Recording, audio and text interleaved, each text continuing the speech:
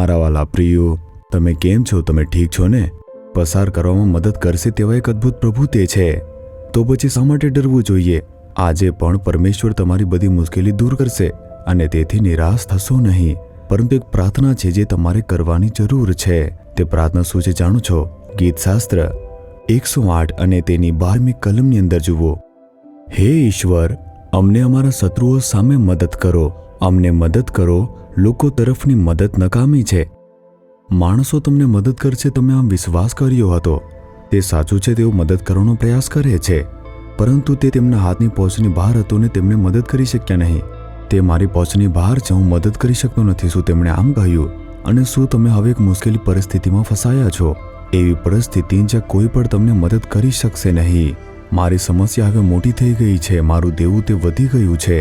મારી બીમારી તે પણ ગંભીર બની ગઈ છે. મારી કૌટુંબિક સમસ્યા ગંભીર છે કે પરિવારમાં ભાગલા છે. હવે કોઈ પણ મને મદદ કરી શકતું નથી. હું મુશ્કેલીમાં મુકાઈ ગયો છું. શું તમે આવી રીતે પરેશાન છો? તમારે નિષ્ઠાપૂર્વક એને શોધવું જોઈએ જે મદદ કરી શકે છે. દાઉદ અહીં એક ખૂબ જ સુંદર પ્રાર્થના કરે છે, તે તમે જોઈ શકો છો. તે શું છે? મુશ્કેલીમાં અમને મદદ કરો હે પ્રભુ. મુશ્કેલીમાં તમે અમને મદદ કરો, કેમ કે માણસની મદદ તે નકામી છે. કોઈ પણ માણસ તે મને મદદ કરી શકે તેમ નથી. કેવળ તમે જ મદદ કરી શકો છો.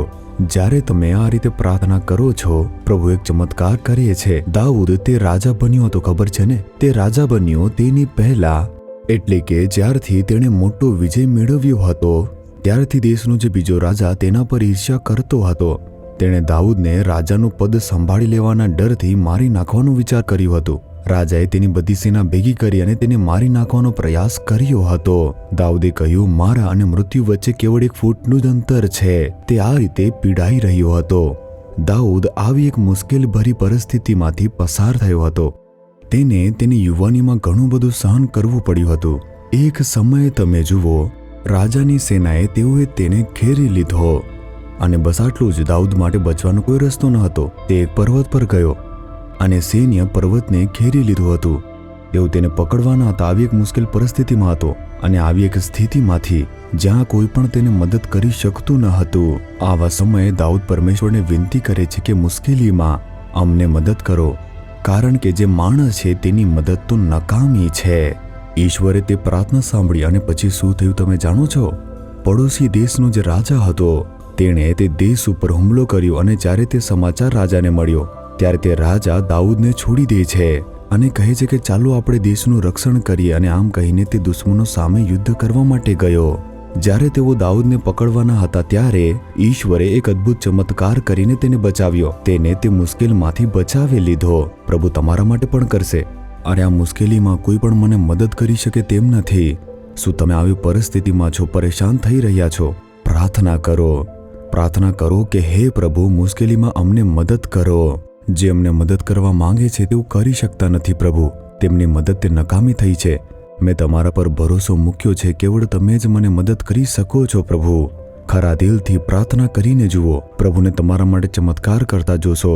તમે તે તમારી મુશ્કેલીમાંથી મુક્ત થશો. શું પ્રાર્થના કરીએ? પ્રભુને કહો કે હે પરમેશ્વર, મુશ્કેલીમાં અમને મદદ કરો પ્રભુ. માણસની મદદ તે નકામી છે. કેવળ તમે જ મને આ મુશ્કેલીમાંથી મુક્ત કરી શકો છો અને બચાવી શકો છો. આજે પણ ચમત્કાર કરો અને મને મુશ્કેલીમાંથી મુક્ત કરો પ્રભુ. એક અદ્ભુત ચમત્કાર તમે થવા દો. હું ચમત્કારની અપેક્ષા રાખું છું પ્રભુ. ઈશુના નામમાં. Amen, amen. Jesus redeems Gujarati YouTube ચેનલને સબસ્ક્રાઇબ કરો. દરેક નવા કાર્યક્રમની માહિતી મેળવવા માટે બેલ આઇકન પર ક્લિક કરો.